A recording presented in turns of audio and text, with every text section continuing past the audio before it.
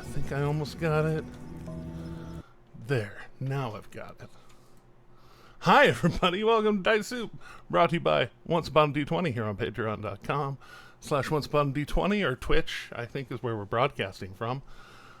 Especially if I actually fade in the video. Ha! Winner! There I go. Maybe. Possibly. Hoorah. I see us on our view screen. I did it. I did it again. Yeah. So, Seems are good. Yeah. So, we're back for a very special episode, as some people might say. Yeah. We are back for a very special episode, specifically the Inquisition of Crestvale, as I've come to call it. Well, especially where we last left off with Nyack, Akira, Kassir, and Luca were leaving Crestvale Manor, and Arenal was cleaning up the tea, seeing if there was any last-minute preparations you needed before heading out. No, darling. I'm just going to get dressed, and I will be on my way. If you don't hear from me in 8 hours, maybe be concerned at that point. He hugs in on you and kisses the side of your beak, and well, I'll send a scrying orb if I need to. Of course, darling. Love you. And then I guess I'll head to get dressed for something fancier. All right. How do you deck yourself out? You were joking pre-stream about packing daggers. How do you get yourself ready for the admittedly very difficult and dangerous situation that you are knowingly walking into? Yeah. Obviously I am actually packing my daggers. So Nyack would have his underlayer be his studded leather anti-magic field armor. Okay. Like, he's gonna wear that under whatever he wears, and if anyone's like, why is your chest pokey? He'll be honest about that. Like, hey, I know I'm walking into a room full of very dangerous and probably very angry mages. Let's be smart about this. So he'll wear that under, and he'll put on a dark gray suit with red accents, and this being like his most formal of suits that he has. It'd be kind of like one that has like strips of fabric that like coil onto his wings and like frame him very Notre Dame-ish, I guess you could say. Right. And concealed throughout his suit, of course, would be his Death Touch stiletto, his Dagger of Blind Sight, his +1 daggers, his normal daggers, his vials of poison, his special poison. He'd be wearing his Band of Intellect. Let's see, is there anything else? Yeah, whatever attunements you plan to have, make sure those are attuned.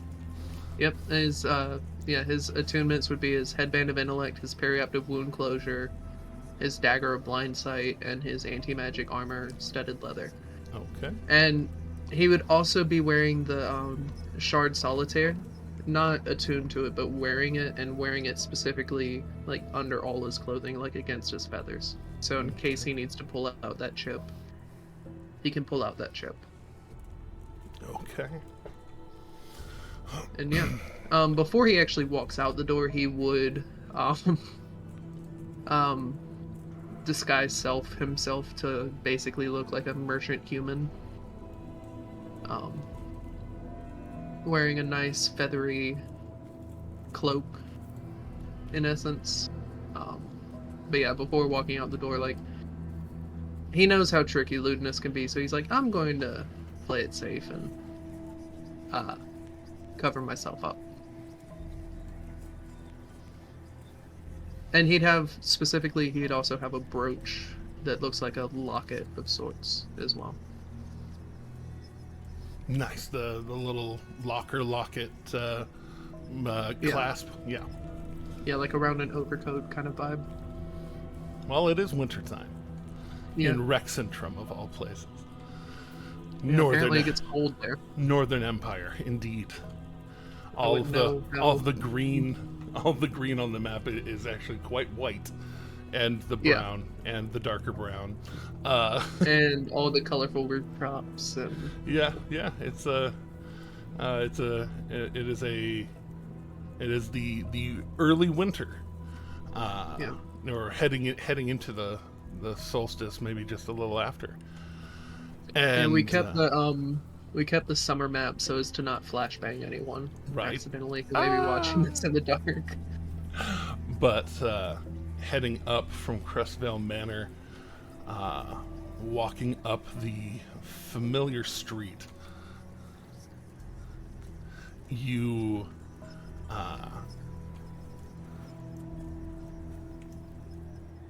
there we are, just looking around at the things I need to see. All right. You walk the familiar path to the Shimmer Ward, towards Castle Ungebrach, and then take that hard left in front of the castle, knowing where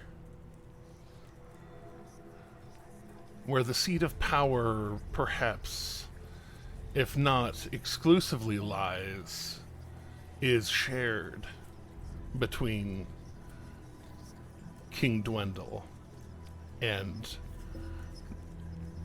those that frequent and run the Solstice Academy, the Cerberus Assembly. Yep. You catch sight as you are appropriately early. You catch sight of a couple of the archmages that you know you are going to see. Yeah. Which ones in particular? Ones that wouldn't already be there. You would see Lady Beck. You would see. You would actually see Headmaster Ormid Haas arriving out of doors.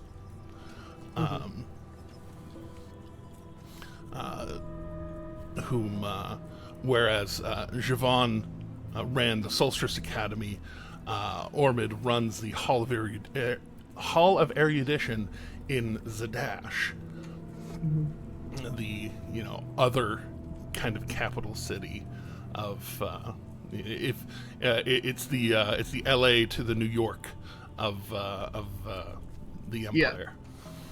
Yeah.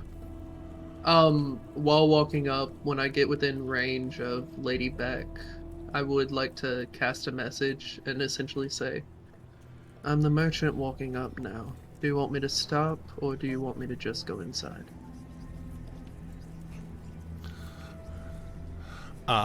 As you come walking up, she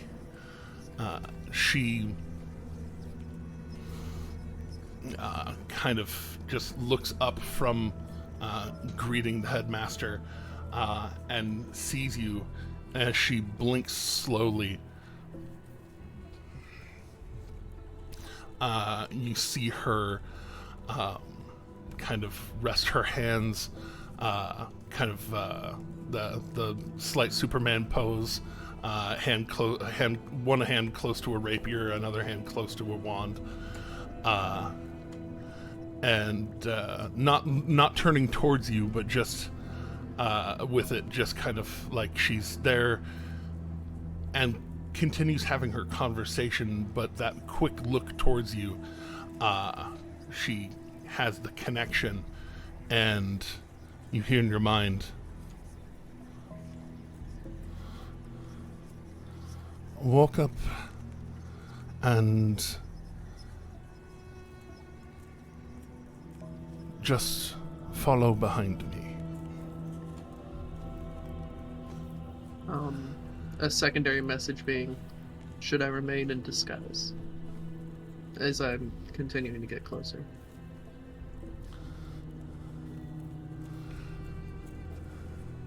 That is up to you. We are...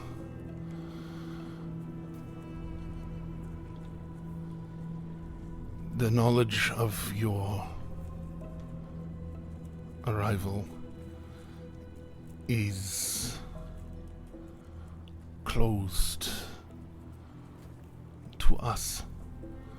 But if you are afraid of others seeing you, I would stay. Okay. Without shifting, I would approach towards Beck. Or without shifting out of my disguise. And as you approach, she turns to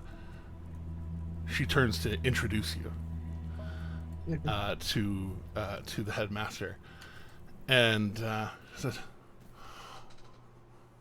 "Ahmed, this is," and she pauses, since you didn't drop your disguise, and our query for today. And this man made who looks carved of stone, but walking tall, walking very, moving very fluidly,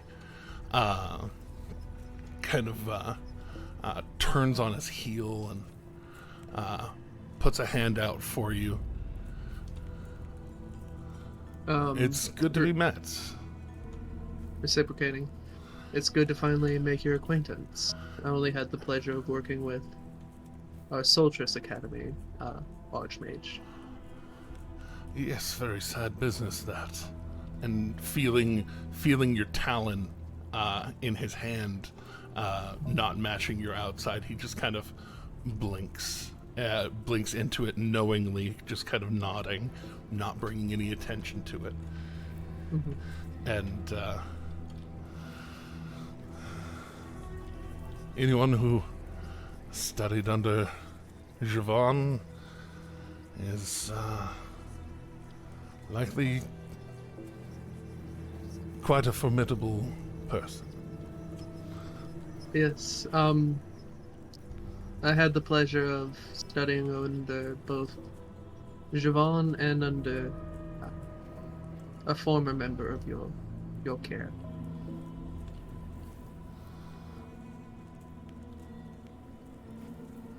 Master Ikathon. Yes. Ah. And he glances towards Astrid and then back towards you. Formidable indeed, then. Well, it would be a shame to hold up the others. He kind of bringing in his outer cloak, him not showing quite the same danger accoutrement on his person, which may or may not be comforting to certain people. A man who walks around a dangerous place without any weapons likely is the weapon. But of course. But as he kind of pulls himself together and starts walking along, Astrid walking strong with her coat or long coat drifting as she walks, leading you in and through some of the halls, down and into some of the more private areas of the academy. She leads you both down to a chamber that opens up with, let's see if I've got this right.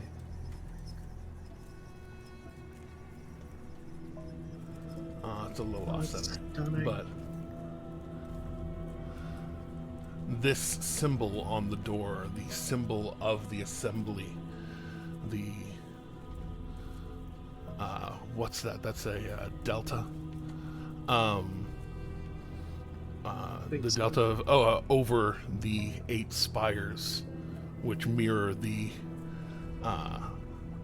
spires that are here around the Shimmer Ward, the towers of the mages. Mhm. And as you walk into the chamber, others have sat. Astrid and Ormid split off towards their seats. You see Vess. Mhm. You see Lady Iresor, Master Uladon. Yeah. Master After Tversky. looking around, I would say if I don't notice anything that would make me think this is being watched in any way,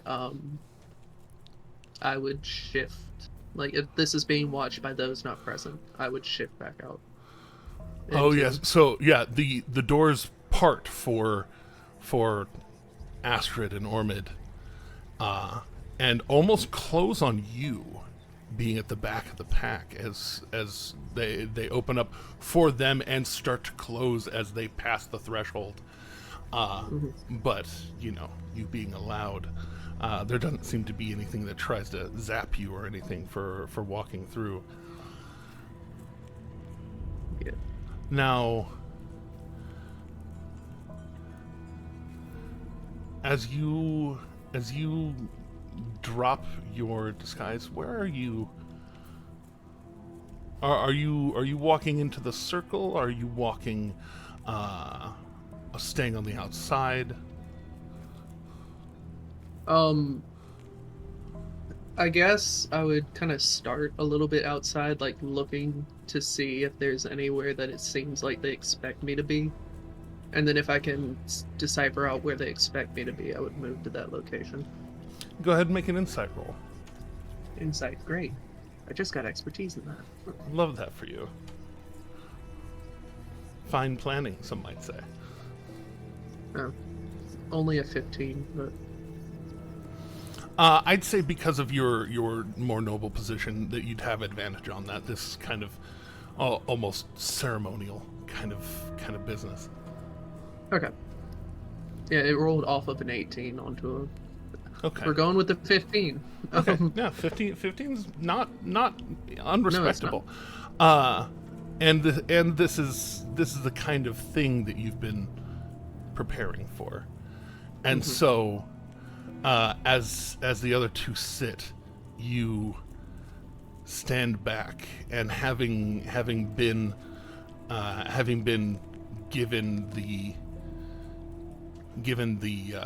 knowledge that they know who you are, they know who they're talking about and with today, have that moment to just kind of drop your disguise, and no one seems surprised by it. Yeah, and then go ahead. yeah, I would move to wherever I can kind of purse out through ceremony or whatever that I should be standing, essentially. Vess stands and begins her oration. Headmaster Haas, we are grateful for your time out of your busy schedule to be able to be with us today.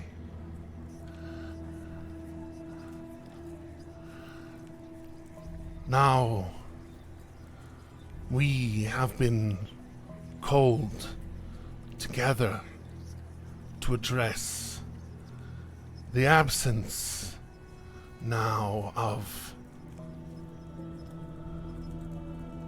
Headmaster Margolin. And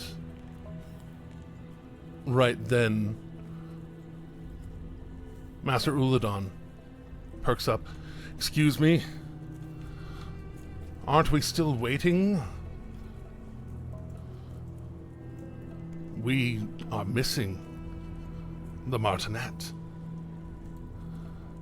And she says, we have been waiting on the Martinet for a number of days now, haven't we?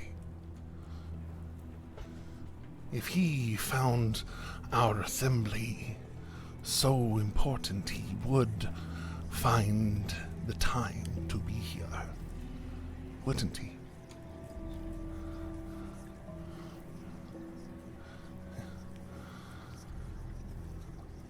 And so I will call us to order.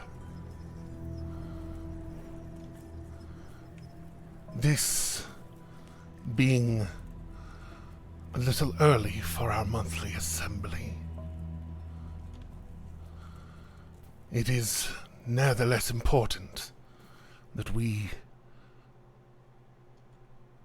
hear out this petition brought by Lady Beck,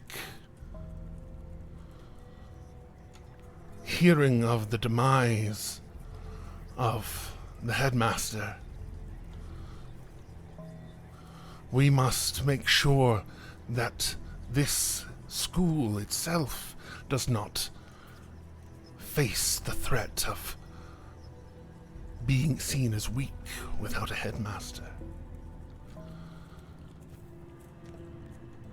That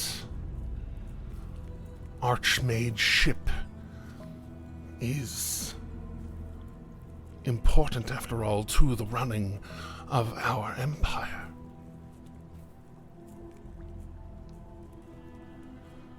Conscription must always be ready. And you see Master Tversky, Headmaster Haas, Lady Irisor all kind of nodding, agreeing. Baroness Irisor. And Vest gives that pause, and Astrid stands up. Yes. Master Crestvale brought to my attention not only the demise of the headmaster, but that he, and he alone, and you, knowing what you're looking for, see her look directly at Vess. He and he alone continued the work of Trenticathan and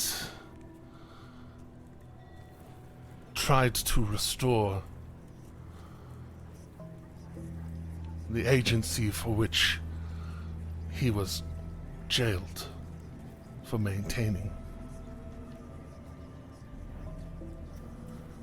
I myself have been and have seen the body myself. And I, Vess chiming in again.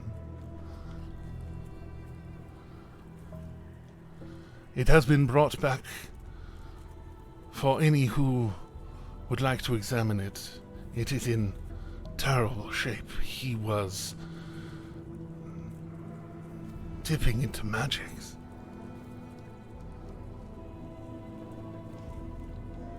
And there is residual necrosis from something he was doing.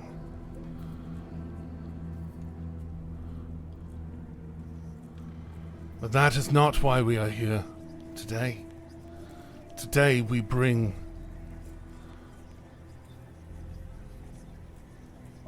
Master Nyack Crestvale of Crestvale Industries, former Volstraka, recovering from the same things that I recovered from. She kind of sliding up her sleeves, showing the now faded tattoos, the scarring that was covered up by them. Upon the formal introduction, I would fall into a very deep bow, wings laid bare kind of bow. And then upon Astrid's revealing of her tattoos, I would also move my sleeve up to reveal mine as well. And kind of as part of that, she uses her open hands to gesture to the center of the circle for you. And that is where I would head. As you step onto the dais that sits between all of these chairs, you feel an interconnection of this conflux of magic here. This slight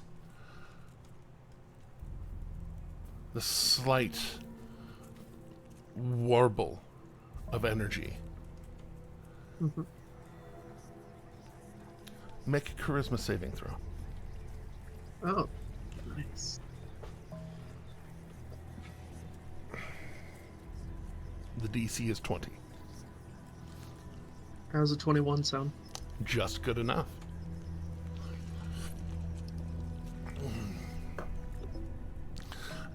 As you walk in, you feel some of that magic start to try and almost claw its way up towards your mind, and you feel it rush through you, and you hold tight, maintaining your gait as you step to the middle. It doesn't flash around you, you feel it surge inside of you. Mm-hmm. And as you hold your mind and rebuff it, and you reach the middle, you can see that Baroness Irisor kind of gives a tiny thumbs up. That it's not unnoticeable. It's, you notice it, and kind of everybody else does too. And she calls out, "Well, he has the presence of mind to be able to hold on to his thoughts as his own. That is a good first step." Kind of smiling as her golden hair, this almost Southern Belle bouffant of hair around her head, this kind of golden rings kind of holding her neck. She's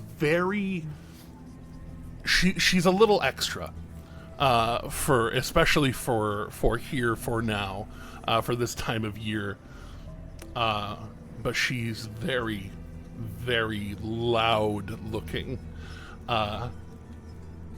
Mm-hmm. I mean, nice, no better, I guess. Indeed. In your own ways. Yeah. And as you stand there, Ormid actually stands, and as now the eldest member of our assembly, at least the eldest of membership length, looks towards Master Tversky. She nods kindly. "I suppose it might be my duty to ask the questions."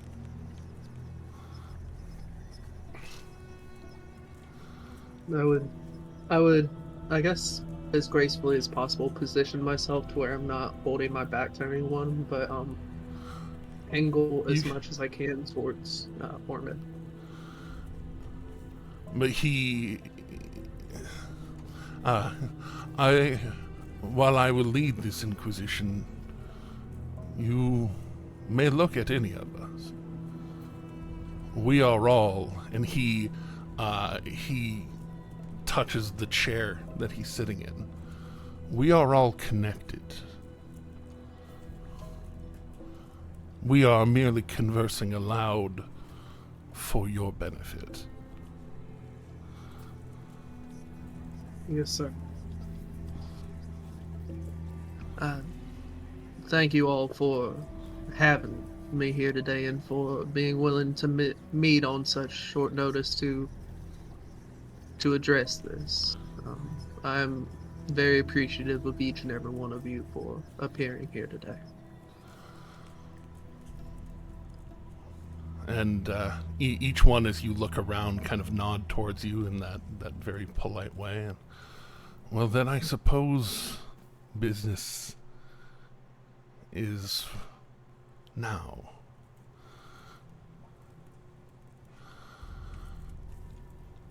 Lady Beck was a little bit cagey about how you came by the information of the headmaster's death. Would you enlighten the assembly as to how you came by this? As you are aware, I'm a former agent of the Volstrucker.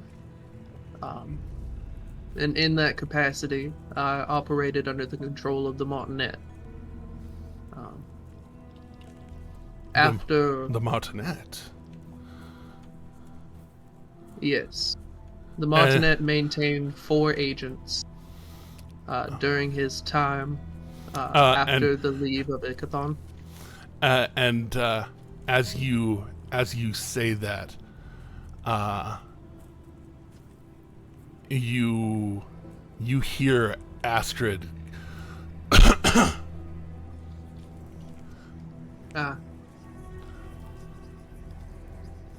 as she literally had just said that it had been under the exclusive purview of the headmaster. Yeah, but okay. No, just yeah. So, continuing, she just kind of coughs and you say that, and Ormond looks towards her when she coughs, and looks over towards Vesteragna. And okay. Go ahead and make a persuasion check as part of that. Great. Persuasion.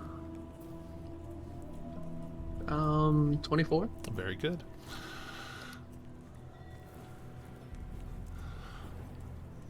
That is distressing news for all of us.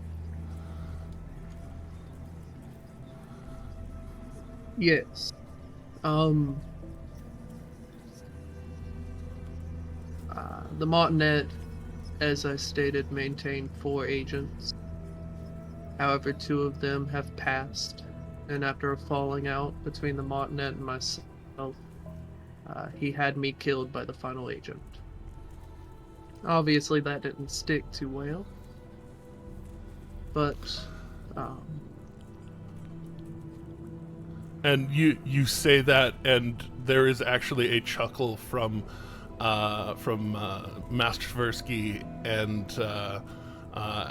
Ormid. Basically, everybody but Vess and Astrid. Yeah, that didn't stick too well, and through my vast network of contacts that I gained while in my capacity as an agent, I learned about the death of Javon.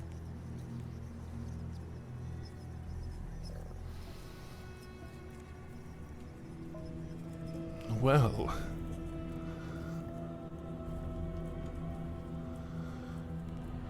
then I suppose the next largest question is,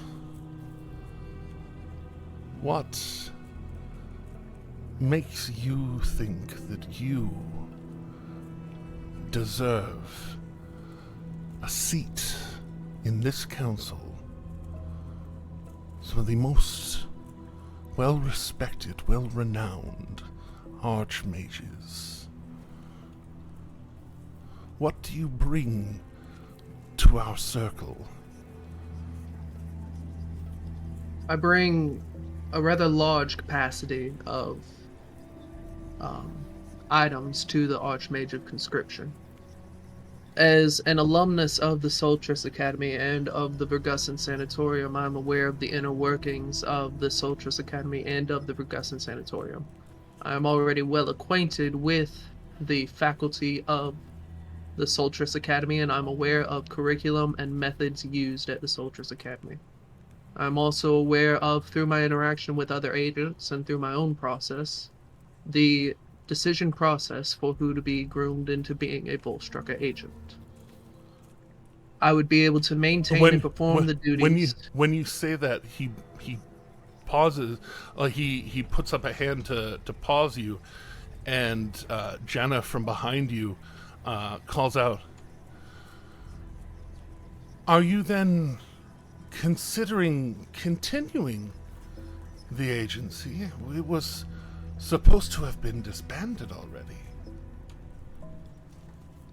I'm willing to follow the will of the Assembly in that regard, should I be chosen.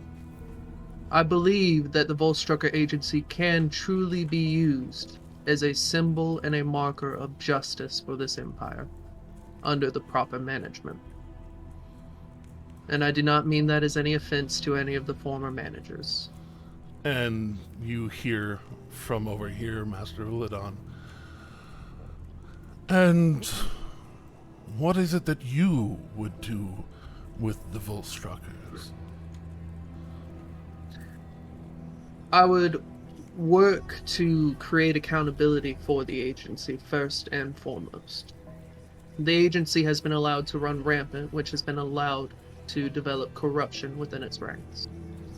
I believe I can maintain and cull that corruption and maintain a proper level of, what's the word? Accountability. Yeah, accountability for the agents within the agencies by instituting methods of tracking and maintaining contact with all agents and not operating them in ways that have been found to be ineffective by previous administrations. Master Tversky chimes up. "Do you understand the true reason for the Volstruckers? You were amongst them. But do you know what you were really for?"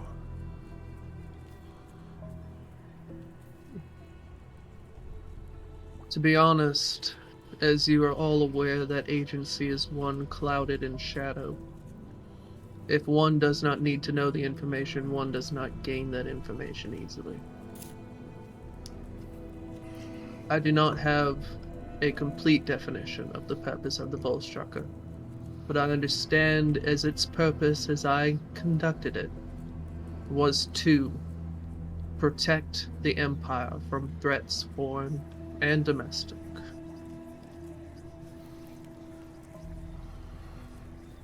Yes, this was the stated mission, but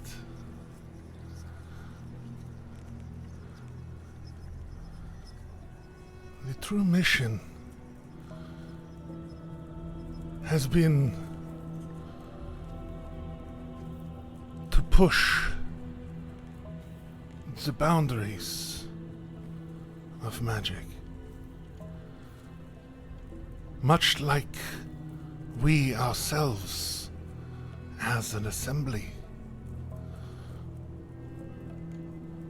We are not without knowledge of the things that you went through, Master Crestvale. But you carry within yourself now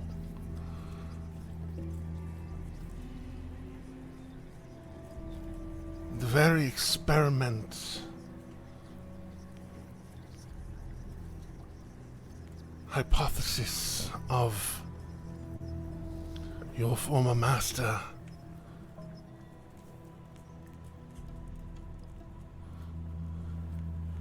Trent believed that pushing those boundaries could unlock more secrets. And to that end, I do agree. As one may consider, I could be counted as a success story of that experimentation. To be completely candid, I was codenamed Whisper because of my ability to manipulate bardic weave and to be able to use the magic which permeates to confound, confuse, manipulate, and change the thoughts of others. My voice was just as powerful as any bard before this experimentation, and I have now unlocked ways through this experimentation to wear the face of any dead soul, and to cause fear most dire in an enemy. I do believe I can continue to maintain methods of pushing the boundaries of magic, which brings me to another point as to why I believe I would be well suited for this role. As the now former, given my public death, as the former CEO of Crestvale Industries, I can assure that any magical supplies needed by the Assembly, the Academy, or the Sanatorium, they can be procured and provided by Crestvale Industries. Those funds, of course, would not be touched by me, so there would be no laundering or any kind of financial crime of that regard, if that may be your concern. You say that and all of them laugh.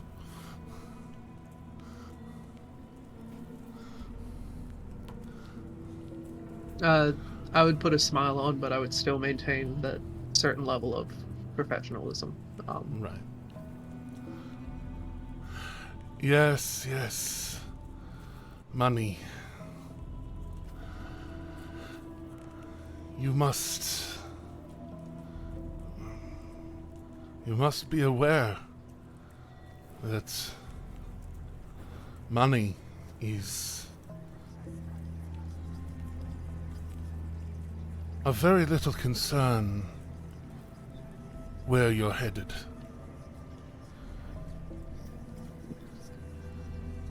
I would nod.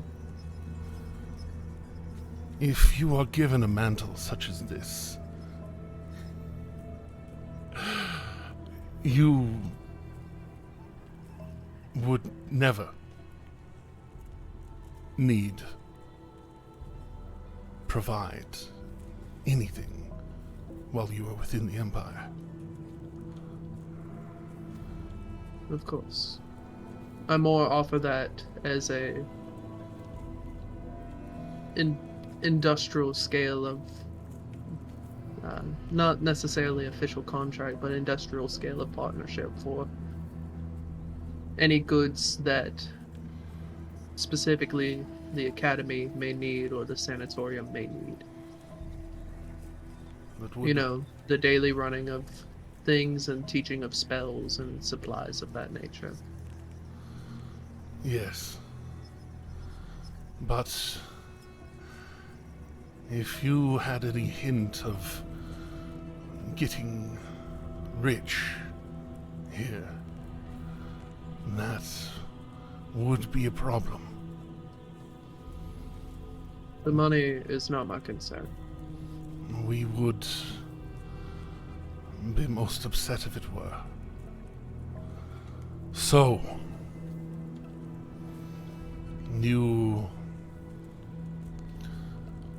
have your family's name, your family's wealth. Why not just return?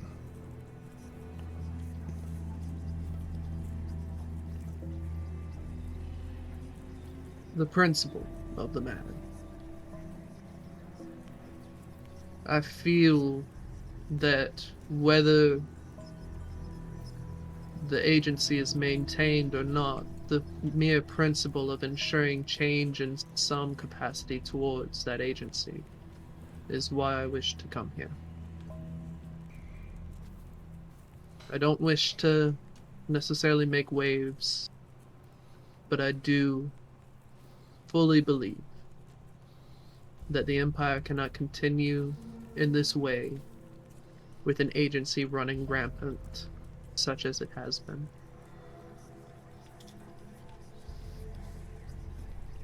With no regard to any sort of authority or long-lasting consequences upon the Empire at large.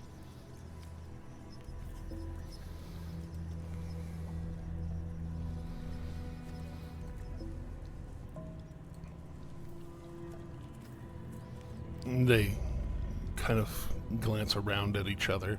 You can tell conversations are being had. Of course.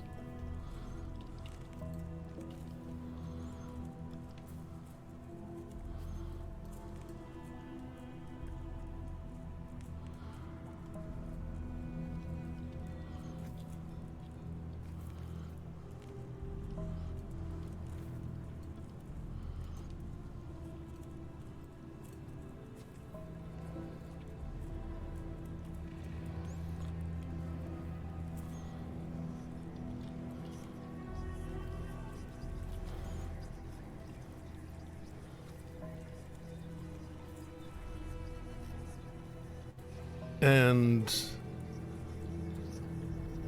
Armid speaks up once again.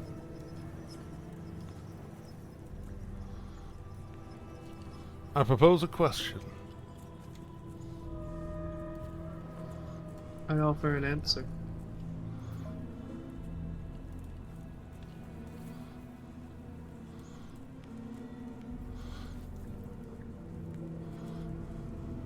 Unless I read that situation wrong. And I don't say that. No, you're okay. I propose a question. You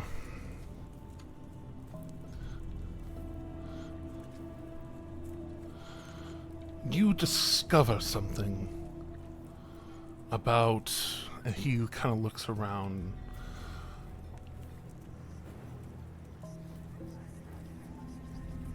Jenna. You discover something about the Baroness.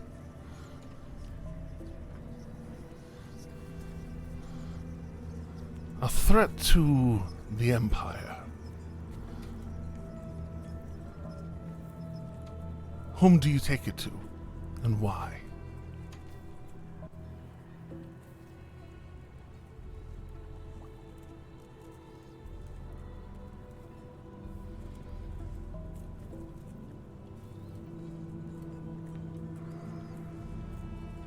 That would depend on the nature of the threat.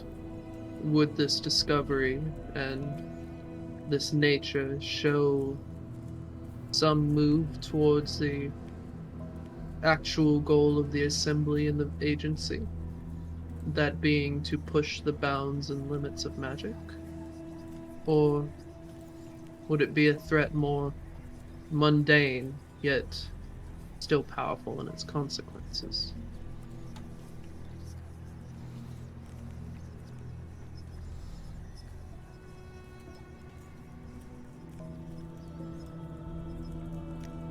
He gestures with his hand towards you.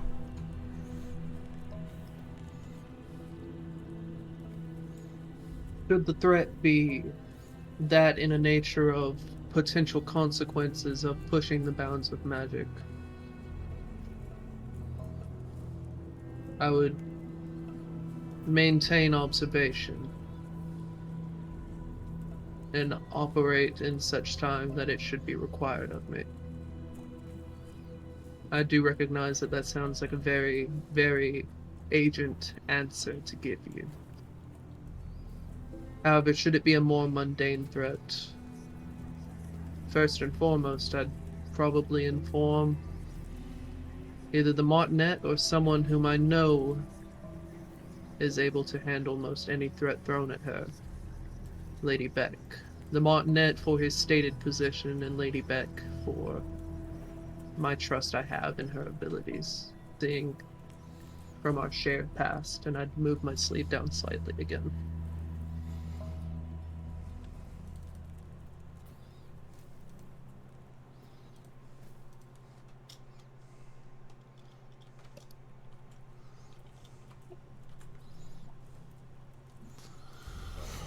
As you say that, you hear the door behind Jenna open.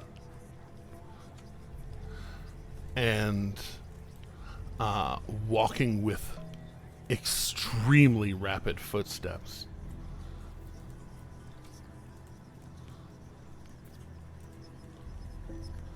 you see Lutinous, more done up than usual. Usually he lets his paler hair fly. Today, maintaining at least an air of more youthful, slightly more youthful elven grace. The kind of inscrutable age. Younger than perhaps he really is. And walks in and sees you standing there in the middle. And pauses next to one of the empty chairs. I apologize for being late. I had been told that we were meeting later. But I found out I was misinformed. And he steps aside and sits. I apologize for my intrusion. What is the matter that we are debating currently? And you can see as he settles in, he actually rests his hands on the edges of the armrest, right where they curve over the front, and almost like he asks the question out loud and then grips the handles and closes his eyes just for a second. And there's that little bit of a little tiny flash in his eyes. Oh, all right.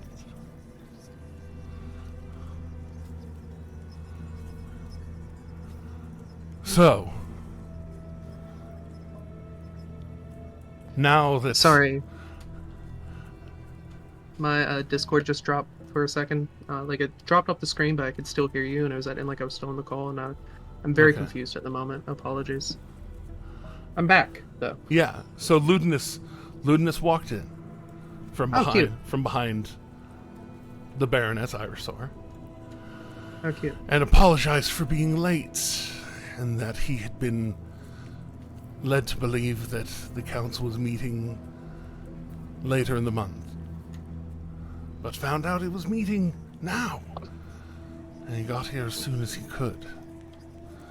And asked what the matter being discussed was, holding on to the armrests for a moment, looking like he was gripping them with purpose, and then suddenly, eyes opening, a small flicker of energy in them, and that energy fading as he kind of sits back into a little more repose. And oh, well,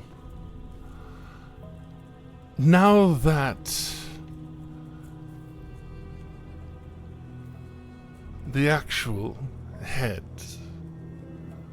presiding member of the assembly is here,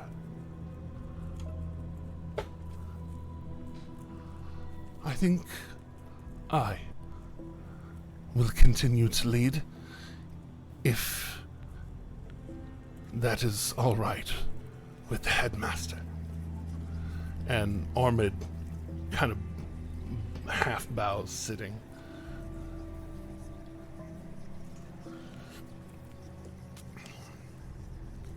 Naya.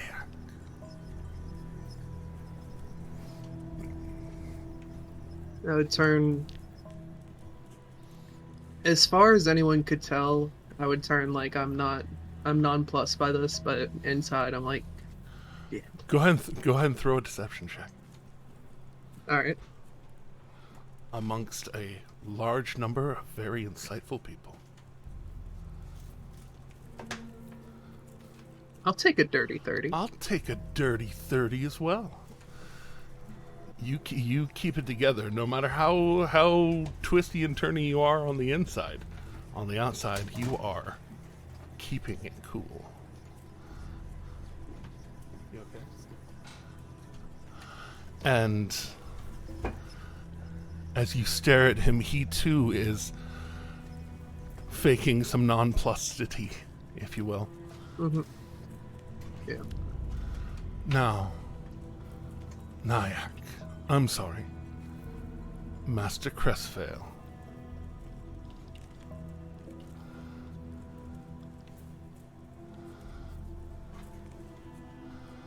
I'm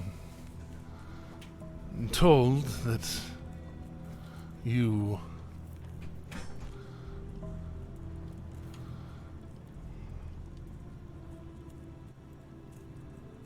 did not keep the protocol.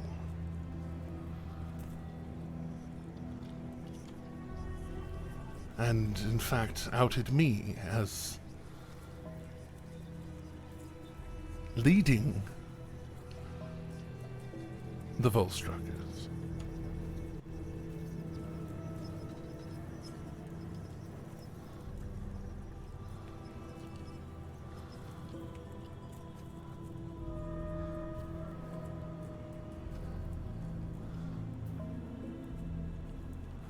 And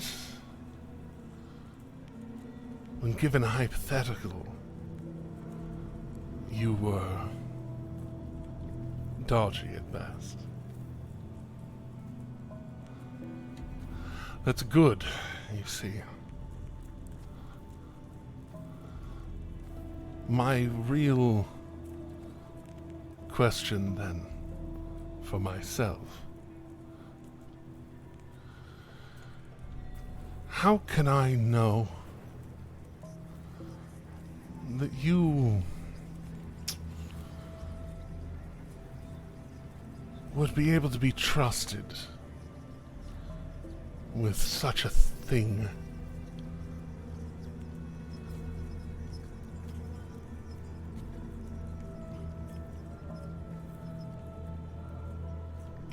How many years was I an agent? How many years were you an agent? How old are you? I'm 21? 22-ish, I think. Because, okay, how many years ago was the ascension of the Whispered One? Oh, about 20 some odd years ago. Okay, so I'm like 20 22. then. Yeah, 20. Okay, 22? Yeah, 22, something like that. Okay. 21 years ago. 21. So then, what age would we say I've been an agent? About 3 years? Yeah, probably about 3 years. Okay. I would turn and say, Martinet, as you know, I'm good at keeping a secret when it is required. I operated as an agent for 3 years, and during the entirety of that time, I lived with other people who were none the wiser. Ones that kept very detailed notes when they were given them.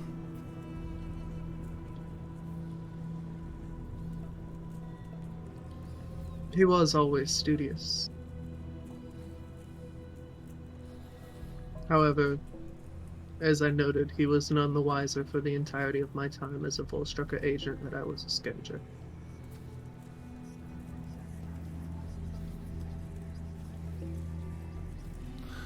Those I Yes. traveled with are still unaware of my true intentions and of actions taken while I worked with them. You...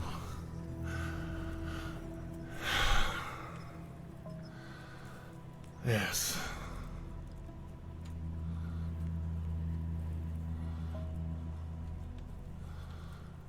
I believe your phrase was, burn it down.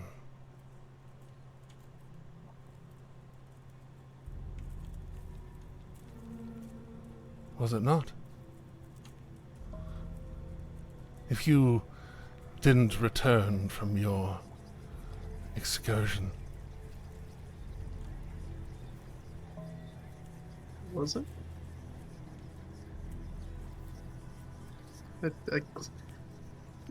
Legitimately, this is me not remembering, but I believe that's true, so yes.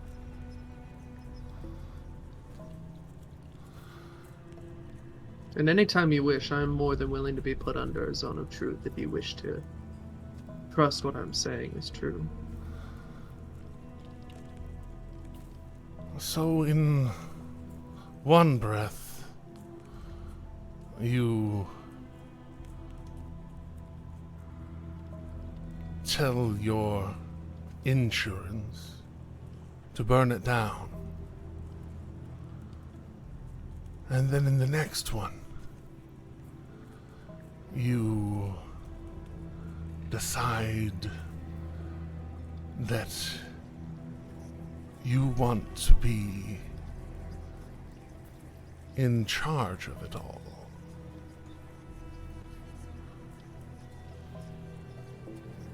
How are we to trust someone who can't even make up their mind? How are we to know that you wouldn't just burn us down? I'd smile to the room and I'd say, as all 7 of you are aware, any one of you could kill me without really breaking a sweat. And besides, it'd be biting the hand that feeds at that point. Our hand fed you before. And that same hand attempted to break me too. We broke all of you. No, you know what I mean, Martinet. Tools are meant to be broken, aren't they? Make a persuasion check. Not to him, to the rest of the room. Dirty 31. And you hear a little murmuring coming from behind you as you're facing him.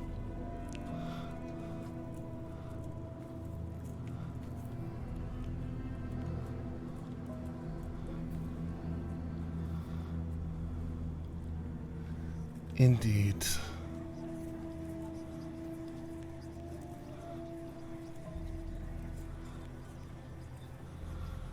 Well,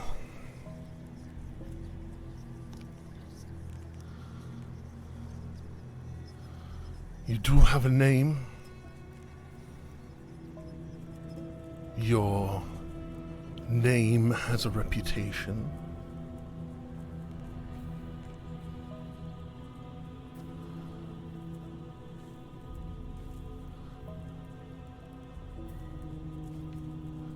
You have skill.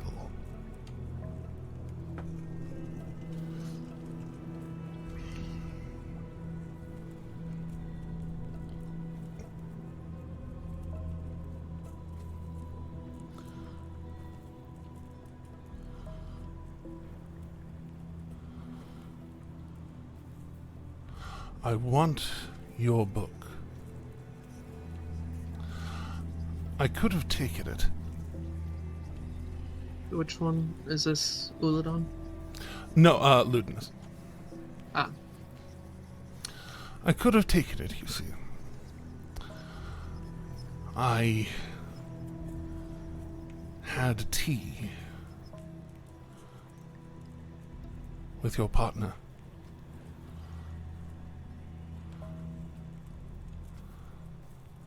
We reminisced about your untimely passing.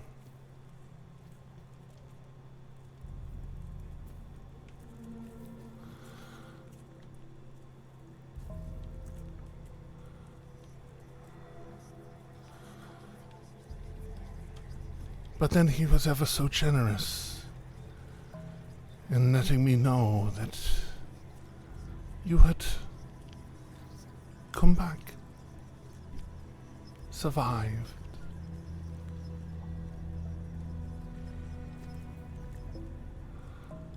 That you had all sorts of wonderful details about your time.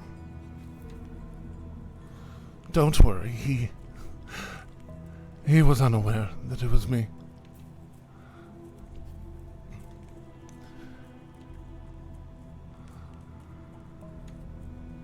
But I did learn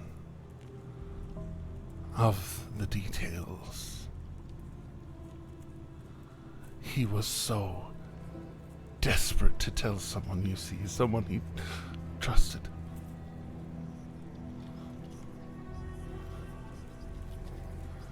You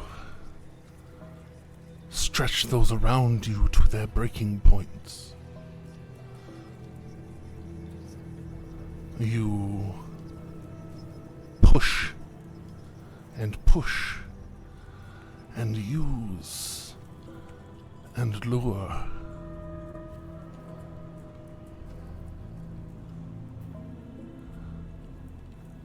And you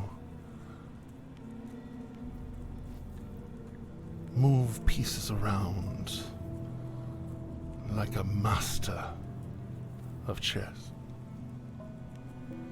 Is that not the very reason why you and Trent and Javon saw interest in me in the first place?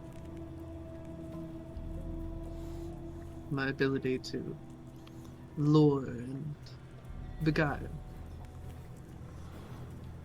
Oh, did you think I was chastising you? No.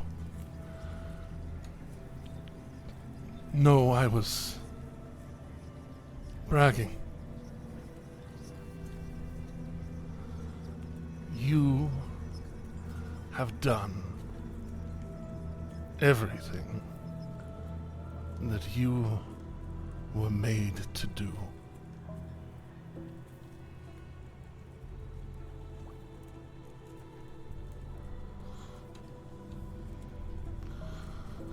I, for one, do think that Master Crestvale deserves a seat here. Can I insight him? Absolutely. I don't like this slimy little fuck. For the record, my passive isn't 21, but I am actively. Yeah. Okay. Well, I'll take the 13. Yeah.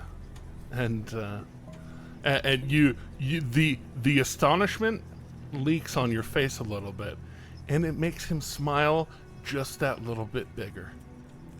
Mm-hmm.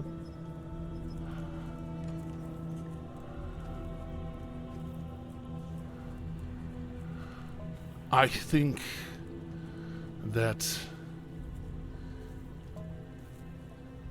were he to volunteer the entire collection of his written works, of all of the dealings that have been had before, and that we destroyed them here for all of us to see, I think that would be enough.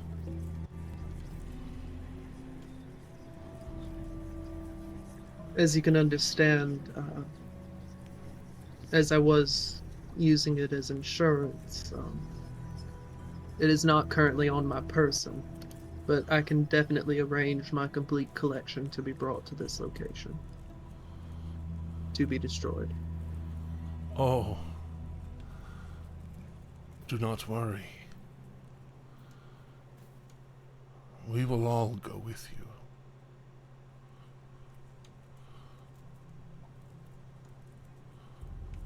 Or better yet, he puts a sending out into the air and twists his hand. And as he does, a very quick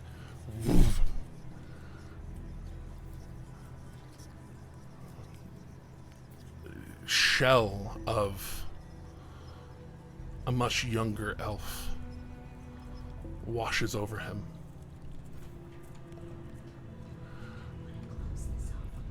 That's okay.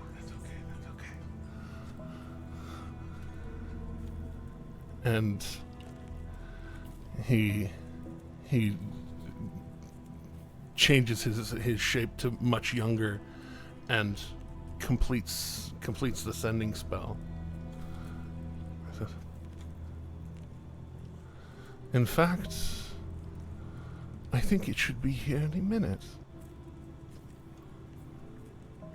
It was a very lovely cup of tea that we had.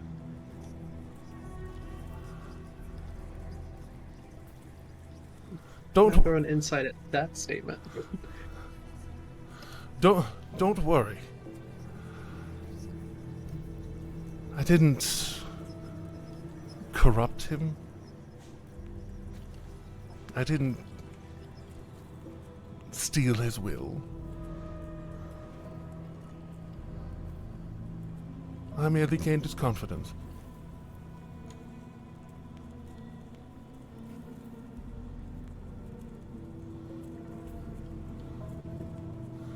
And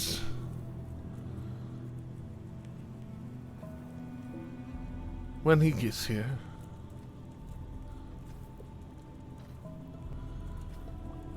we will get his statement that it is everything, and your statement that it is everything. And if both of those are known to be true,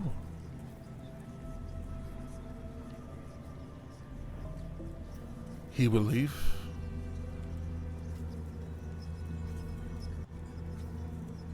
And I will light it on fire.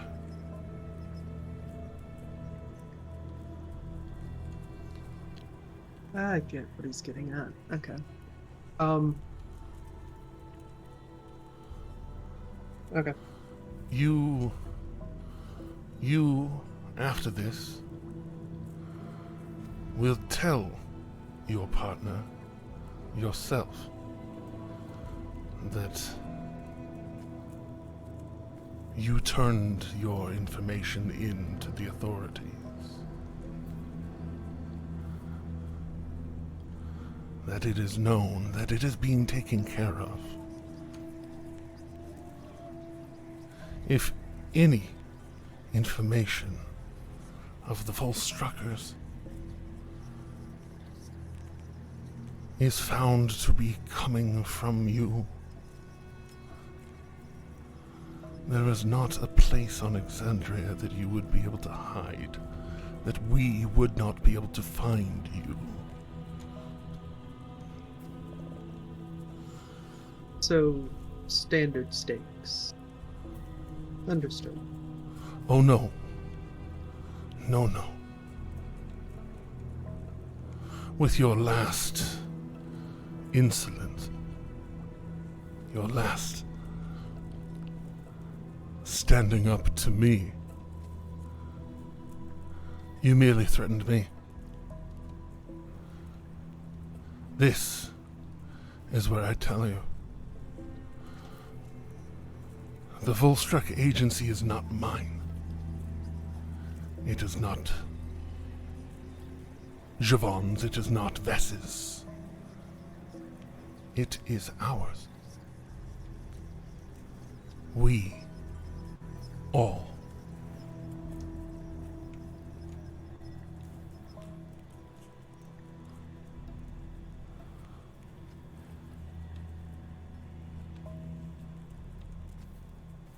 It is our will, communally, together, that will use it for its purposes.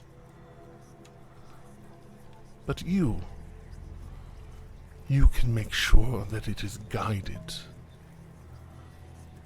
and that it is brought up. The new generation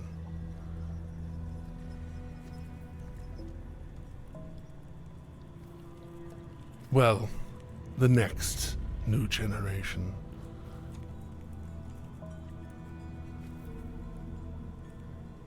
You did see to the culling of all of them, did you not?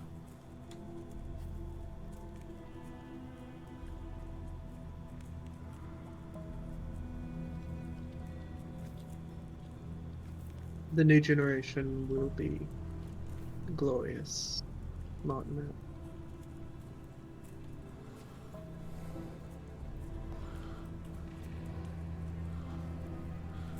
And if I am going to sit among an equal,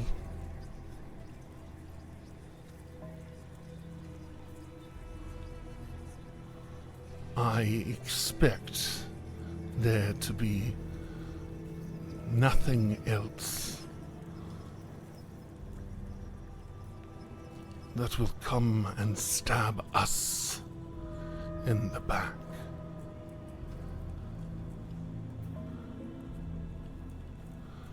Any trace of any action of the Volstrucker Agency and any actions taken specifically by Codename Whisper will be destroyed.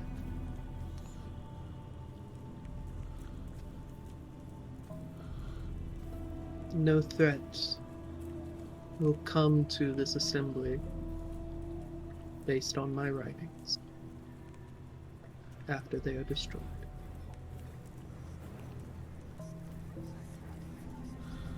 And the door that you walked in from behind Ormid opens, and Aeronol, shuffling up with your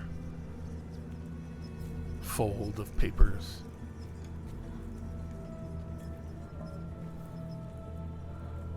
he steps in, and as he steps on the dais, you see he actually stutters in his step a little bit and kind of shakes his head, but you see just a little bit of magic kind of over the top of each of his eyes. A little bit of that pink magic. Mm-hmm. And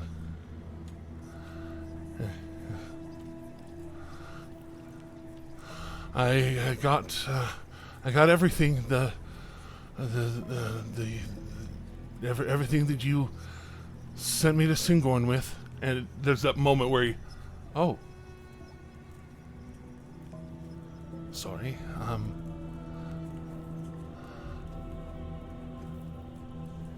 And he kind of hands it out towards you, and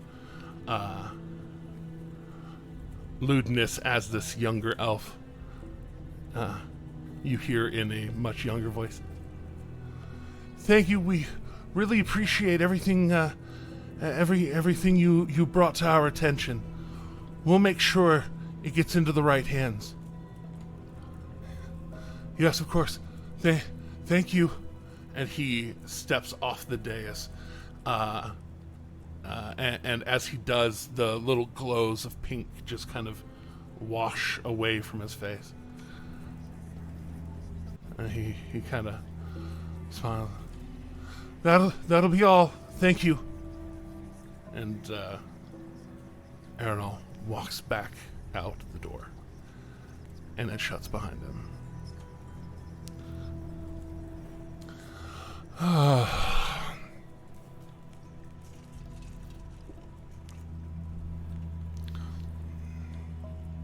Younger man. Well? For the record, for me to show nothing funky is going on, I would have my wings kind of folded back as far as I could to show I'm not hiding anything under my wings and just being as stationary as possible with the papers currently. And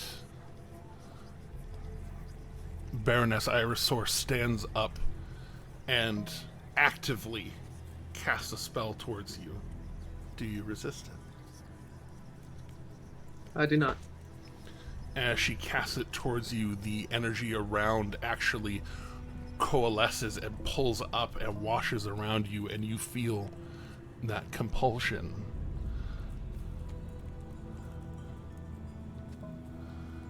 Lewdness speaks up as she sits back down, standing, as he steps towards you.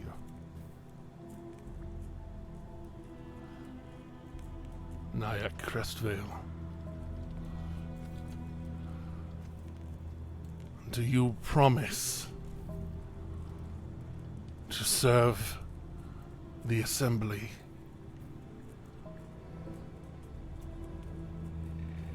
To put our collective needs above your own, our power together above that of yourself, to both guide our empire and build a better world.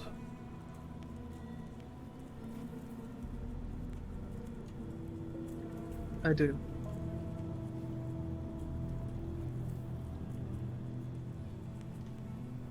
And let there be no more secrets. And he extends a hand towards the other side of the circle that from you, between he and you. And you see that hand just begin to curl and hold fire in it. I'd step forward just enough and still holding the brick of paper, just kind of hold it out.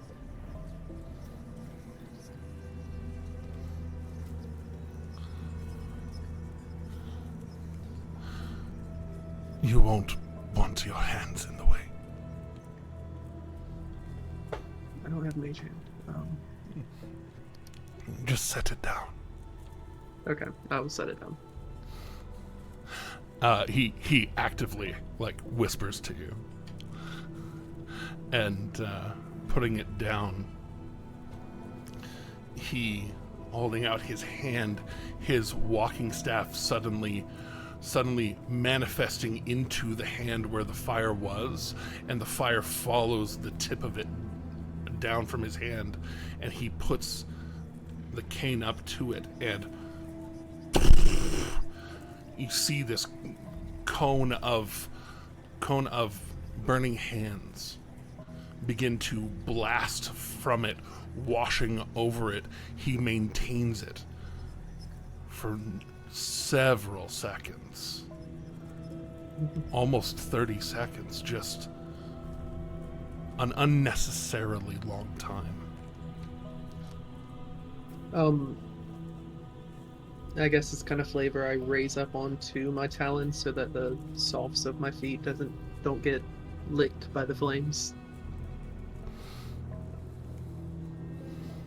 And as the flames subside, ash already being blasted away, as the fire, like I said, was unnecessarily long. The dust already kind of swirling in the chamber.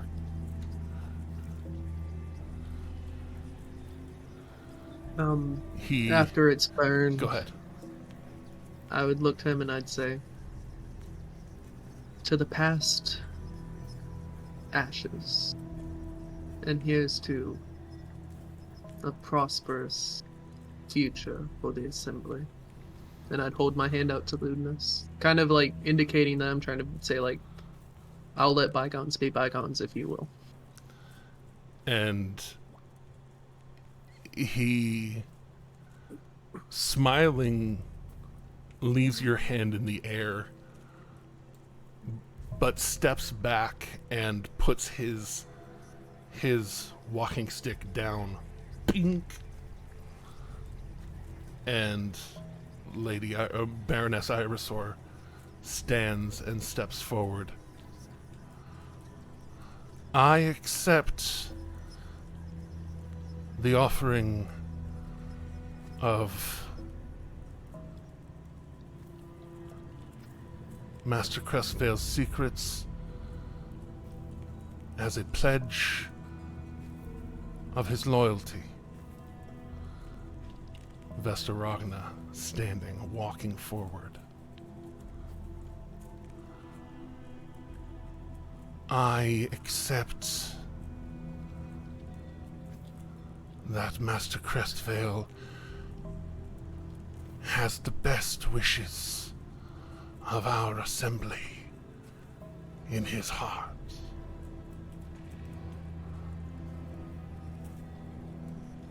Master Uladon steps forward.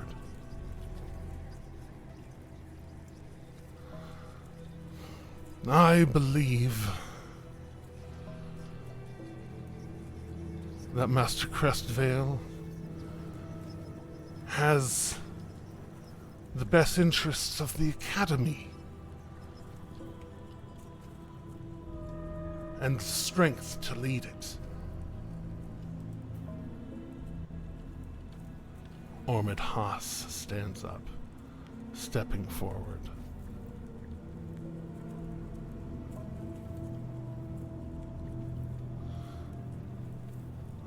I believe that Mr. Crestvale will keep his word.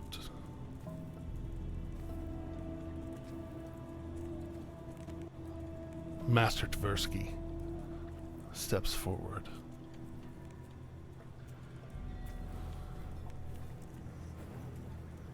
I believe Master Crestvale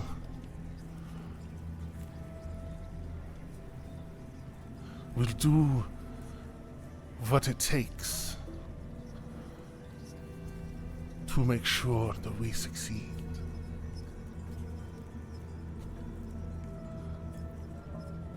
And Astrid steps forward. I know that Master Crestvale will do everything in his power to take care of the Assembly. And you can see in her eyes the double meaning of what she said. Mm-hmm. And as they form their most of a circle around you,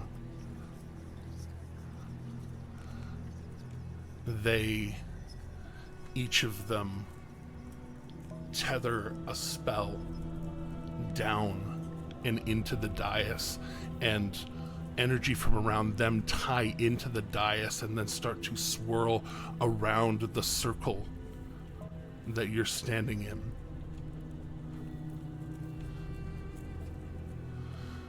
Let it be on the record of the Cerberus Assembly of the Dwendalian Empire, on this 5th of Duskar, 836 PD.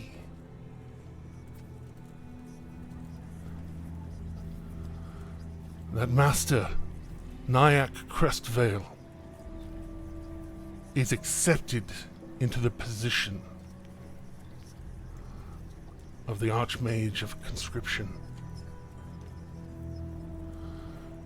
and has pledged his fealty to the Cerberus Assembly and to the Empire.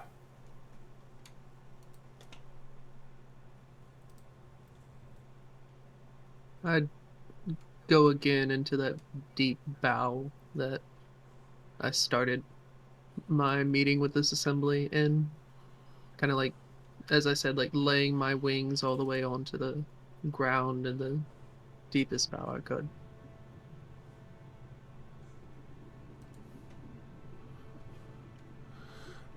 And as you bow, you see a shimmer of you bowing float up above, and that kind of almost a replaying echo of what was just said, shimmering above all 8 of you, shimmering above.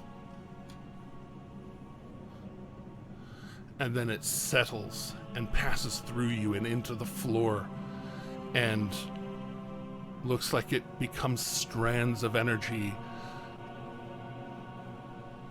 that collapse into a moat, just a little moat of light in this sea of motes of light below you. And you realize that that is a record.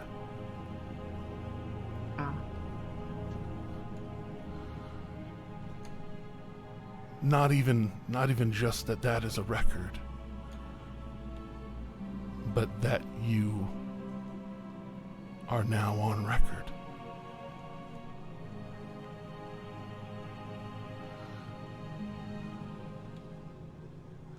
And the first one to step towards you, Baroness Irisor.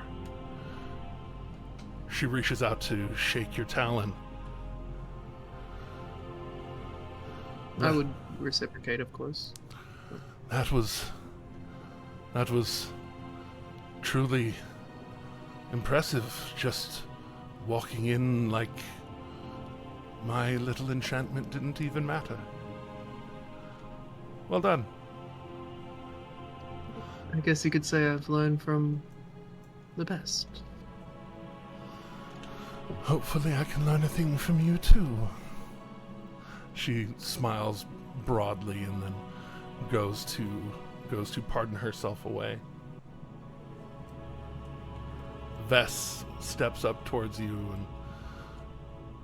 and kind of gives a pleasantry bow towards you and takes your hand, and as her hand connects with yours, she says something out loud. Something congratulatory. Yeah. But in your mind, as she touches your hand, you feel the cold of her hand, and then that cold seep into your mind and say, "Don't fuck me, Crestvale."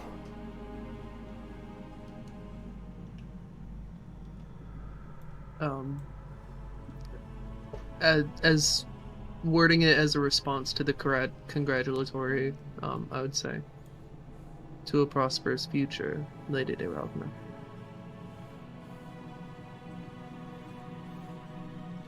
Kind of like affirming, like, yeah, no, I'm not going to make too many waves. I'm going to make as few waves as I need to. Sorry, I just had my alarm going off, and it's nothing compares to you. So the first line was, "It's been 7 hours." I'm like, no, it's not. It's only been less than 2. Yeah. But she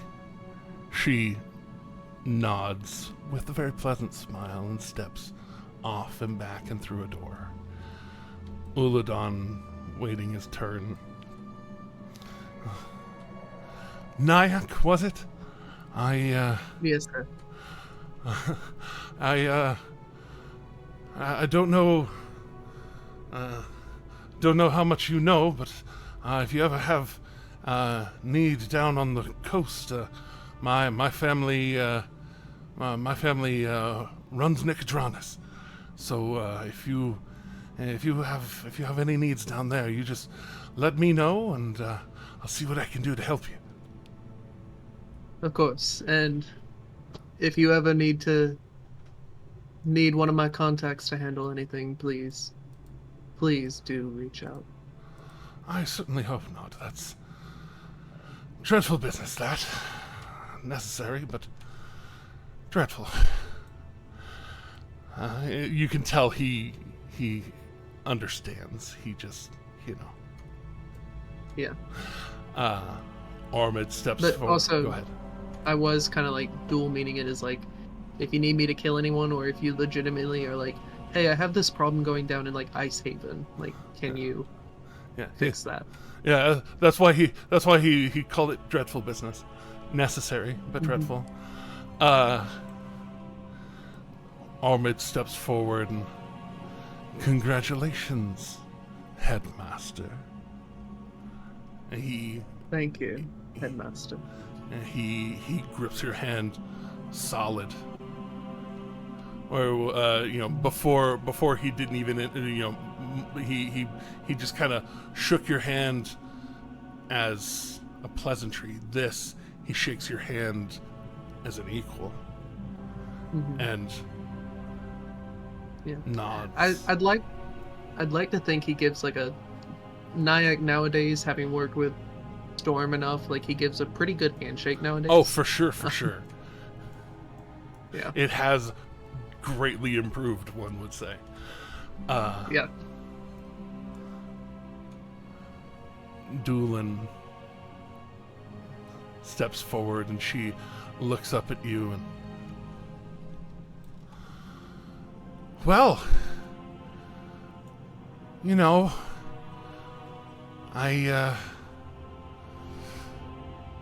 if you ever need, you pledged, common parts to our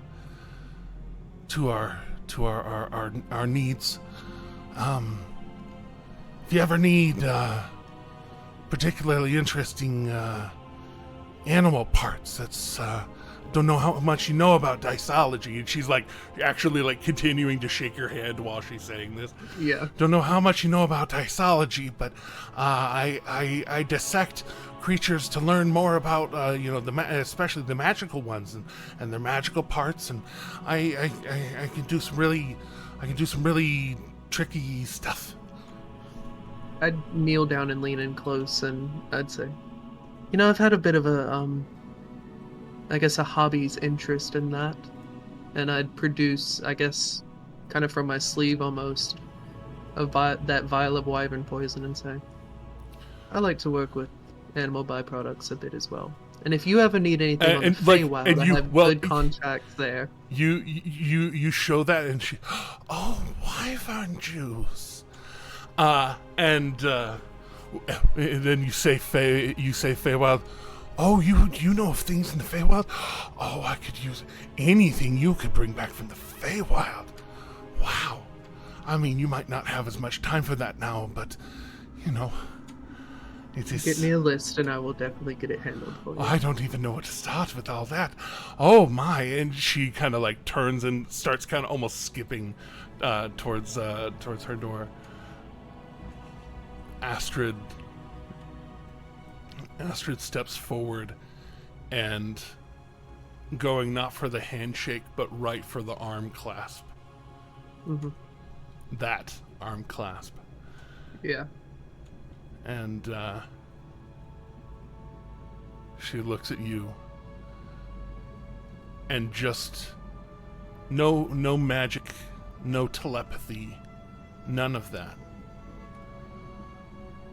But you can tell a bit of resolve re-entering her eyes, like you know how it is to be alone on a mission and be the only person in the room and everyone else in the room being against you, or at least not knowing that you're against them. Yeah. And you see that resolve in her eyes of like, okay, I'm not alone. Yeah. Trying to give this look of like, I guess almost like squeezing her arm and trying to give this look of like, we're in this together. You know, like the resolve. Yeah, that's a good word for it. But reciprocating that resolve. And then out loud, to keep up the ruse of pleasantry, says, I look forward to many fruitful ventures together, Headmaster. As do I, Master Beck.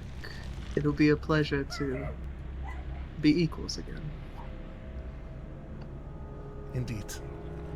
And she goes to step for the door, but then stops just on the inside of it, knowing not to leave you alone with lewdness. Yeah. Yeah. And I turn to look at him. And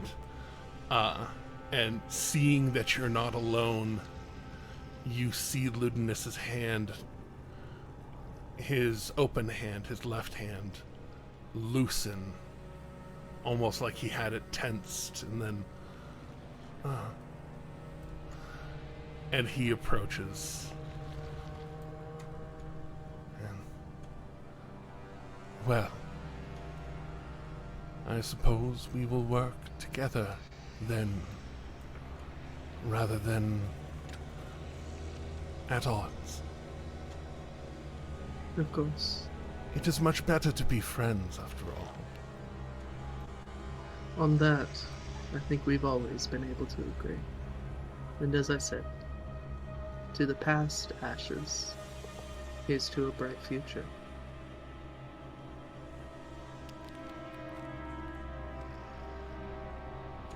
So we can hope.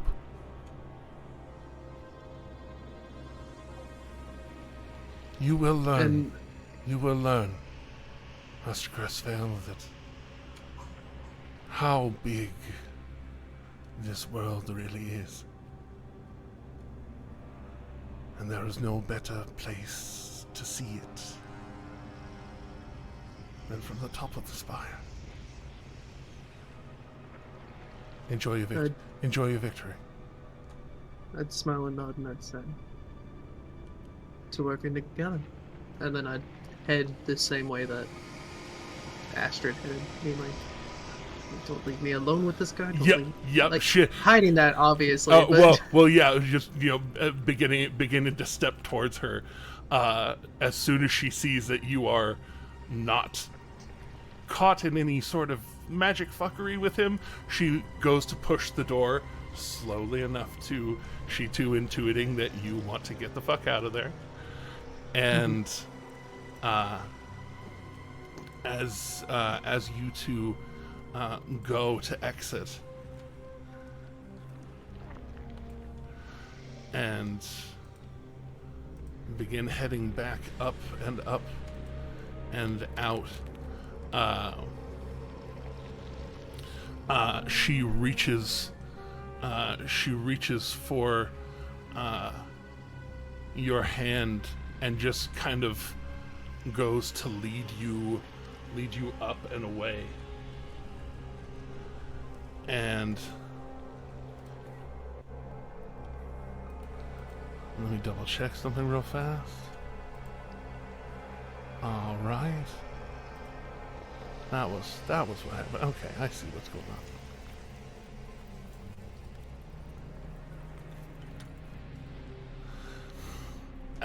As you are walking out, she stays pretty silent, and then kind of taking your arm in hers, like you're escorting her.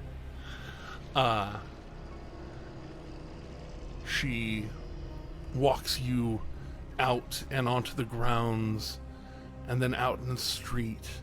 And as y'all are starting to go down the street along the side of Castle Ungebrocht, she very gently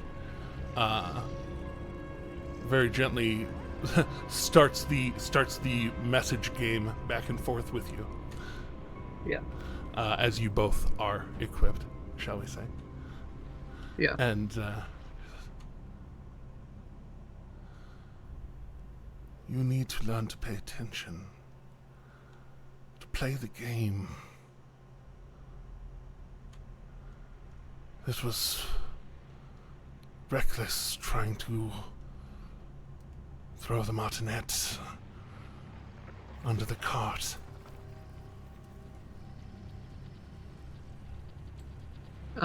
Walking with her, in response, I would say, before walking in those doors, my plan was to fully throw him under the cart. Then we need to work out our stories better in advance. We were under the impression that there was going to be no talk of the martinet. We were going to ignore the martinet. I apologize on that regard.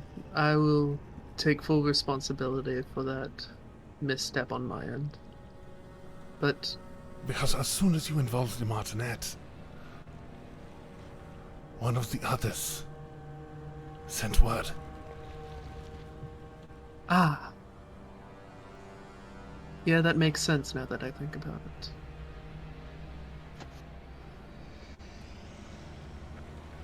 You must be careful invoking his name in what company.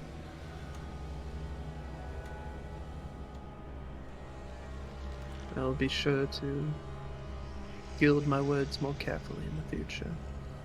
And I will say, as I was aware, I thought the Assembly had known of that, on which I do apologize.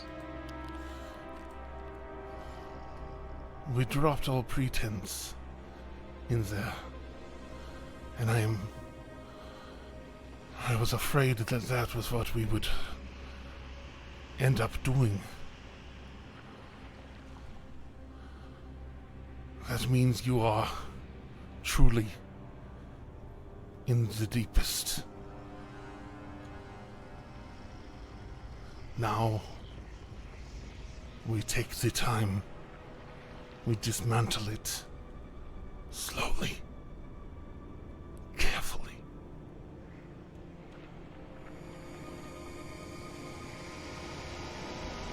In full honesty, I would say, you've known I've always been a careful one. Except when you are right in the face of it all. Once you are in the face, you try to go for the kill. Some things are too big to kill in just one thrust. That's fair. And I guess that's a product of my training, you could say. Yes. You know how my style has always been. You are extraordinarily gifted. And it was a pleasure to watch you work and be able to move yourself into place. Just do not forget where you have moved yourself now. You are now in the... And as she's speaking, or as she's sending that to you, mid-walk, you're already out of the Shimmer Ward, on the way down, and... Oh, by the way, retconningly, yes. I would have changed again upon leaving the Solstice. Yeah, I would have disguised self slightly while leaving the Solstice. As you walk down the way, you see suddenly dropping in front of you, Beardy.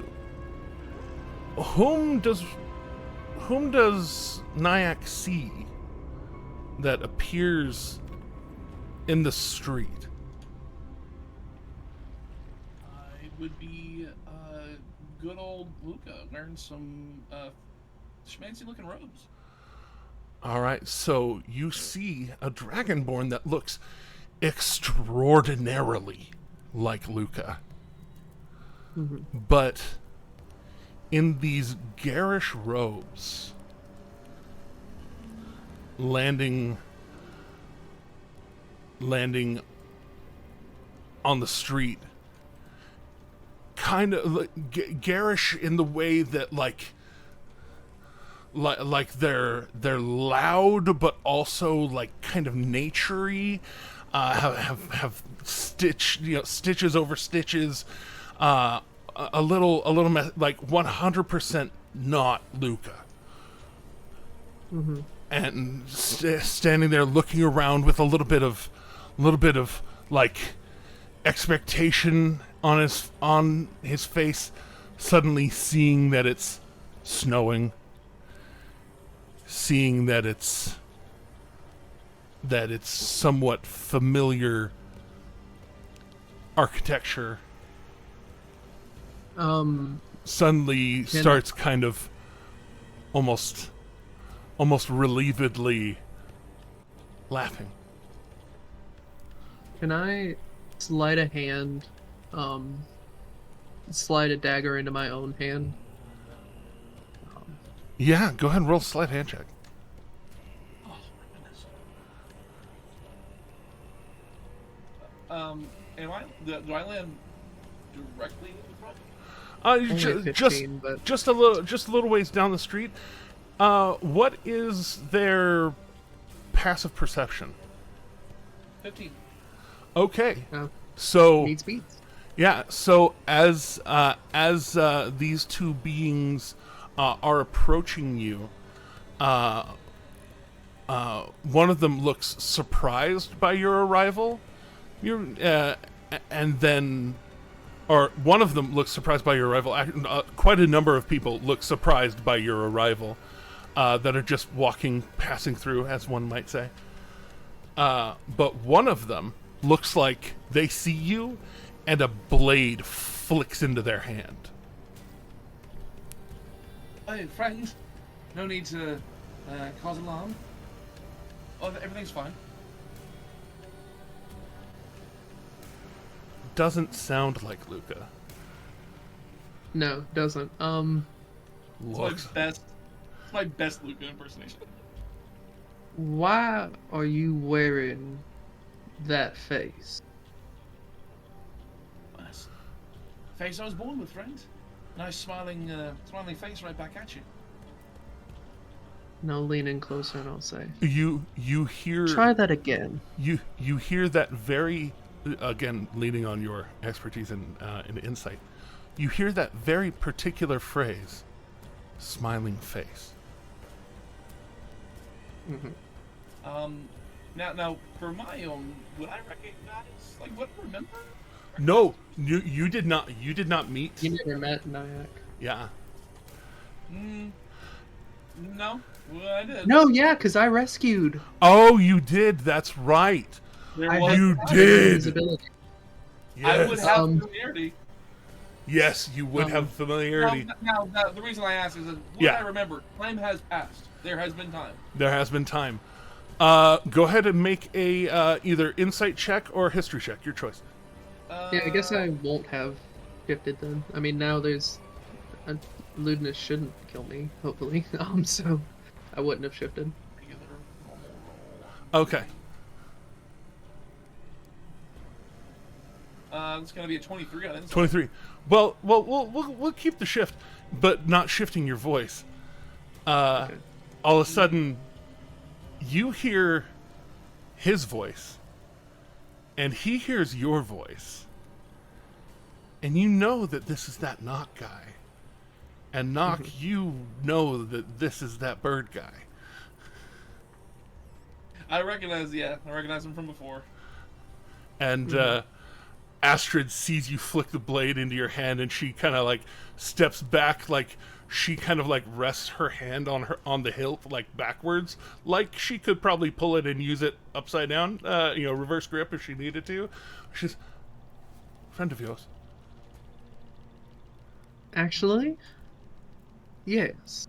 I like to think myself a friend of everyone. Usually. Well, then I do have other things to attend to, so I will see to those. You can catch up with your friend just fine. Yes, I can. And she you- messages to you one more time and just says, "Now that you are a member of the assembly, please no murdering people in the streets." I'll message back. I didn't intend on murdering him. It took me a second to recognize him. Furthermore, you'll have to get me the keys to the office of the headmaster at some point. No, I won't. To whomever, then. No. You may have to point me in a direction. No, they will open for you soon. Oh, fancy digs here. Or fancy digs here. Alright. It was a pleasure seeing you as always. You know, and we'll meet at some point. All this being messaged, of course, and then Indeed. turning back to him. Yeah. He was like, most people might find this to be an awkward pause, awkward silence. I feel like you two are talking behind my back. If I remember correctly, you had a good experience, a good long experience with stuff like that. And she turns very quickly, and in her turn, her coat kind of obscures her for a moment, and then just kind of like just fades out. Ooh.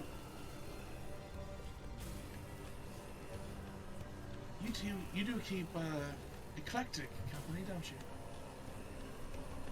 We gotta keep you around, don't I? Well, I think that you'll find you haven't kept me around this time, friend. I've kept myself around. Something has gone a bit awry. Yeah, what brings you here? Last I heard, you were heading to the Hales. That is a good question.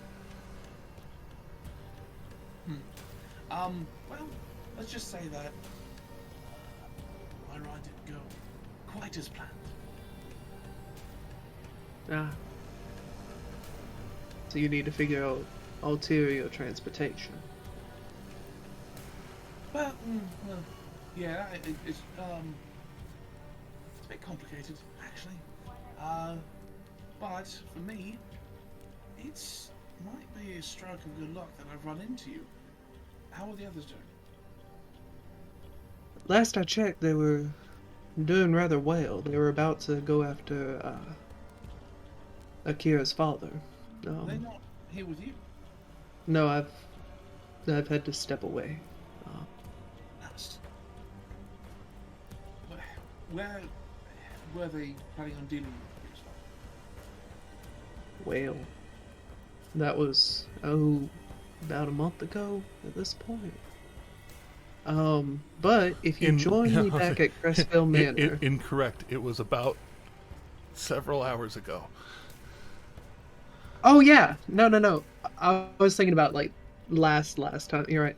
That was several hours ago. I have steps in the... They were going to do it outside the city, but then, well, there's not a dragon here, so I assume they changed location. If you join me at Crestvale Manor, we can actually figure out where they are. I'd be much delighted. I feel like, well, especially if they're going after Akira's father, finally, it looks like there's been some... That's been looming over their head for quite a while, it seems. Yeah, they killed the old one. Well, they didn't. The dragon killed the old one. What was his name? Eltaherm? And now this is Eltahine, is that... Eltahine. Eltahine, yeah. Okay, Beardy couldn't remember the name. He's like, yes, Eltahine. I'm sorry, he's dead? Last I checked, he was dead.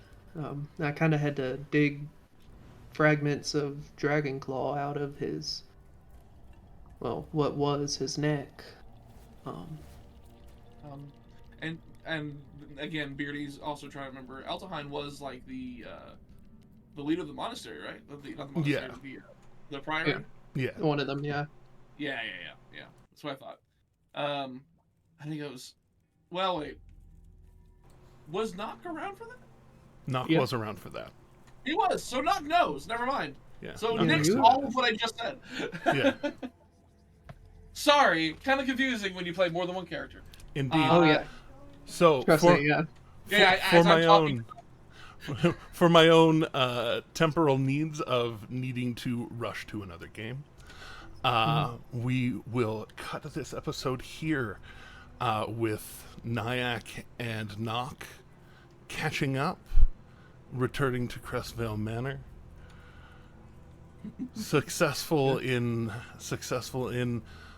your attempts to sway the room your way. Behind your back there was much talk, but you kept pulling them back your way when one or two of them would have some naysay of something or another. Yeah. And they came to the decision together. He's always been a talker, I told you. Yeah, your 30 and your 31 were extremely, extremely clutch. Yeah. Oh, I know. I know half of it may have been my actual talking, but the other half was the dice gods actually looking favorably upon me for once. Oh yeah, I mean you teach children. No matter how logical an argument can be, there are people out there who will be like, nuh-uh. Anyways. Yeah. Whoever was tuning in, thanks. We love you. We appreciate you. Thanks for hanging out. We'll be back on Sunday, and we'll keep this train a-rolling. Until next time, as always. And we get to meet Erdrin's sister. Yay, we get to meet Joanne. So, until next time, please remember that Black Lives Matter, trans rights are human rights. Kindness is still free. And please, please, please keep going. Don't forget to like, comment, subscribe, hit the bell for notifications. Check out our TikTok, Patreon, YouTube, Twitch, Facebook, Blue Sky. I really think we should get on Neptune as soon as Neptune drops, but that's just my thought. Please check out all the good things. I don't even know what that means. Now you both are changing the outro without me. Like, I don't know.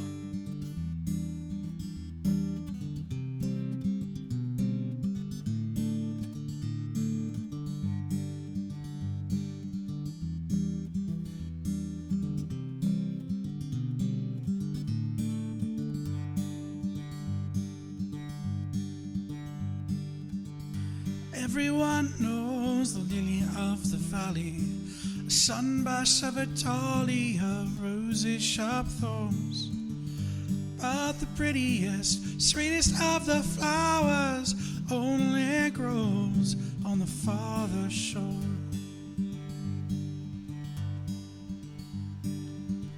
Sweet tart cherries and blackberries on the bush, bursting with nectar when the peel has been shorn. But the sweetest and most bountiful of orchards only grows on the farther shore. Till you go to the farther shore, that paradise to rest when your old heart can beat no more. We all go to the farther shore. We all go to the farther shore.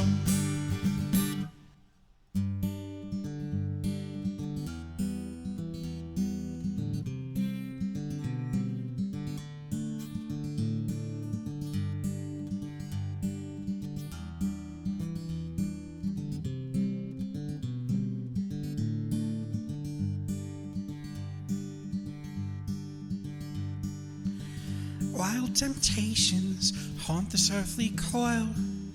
Some may resist them, though others can't ignore.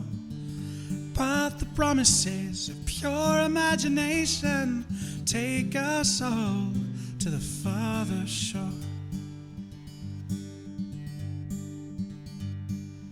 It must be everything that everyone was promised. It must be all that we could ever want and more. It must be better than the love we leave behind us. They only know on the farther shore. Till I go to the farther shore. This paradise to rest when this old heart can beat no more. We all go to the farther shore. We all go to the farther shore.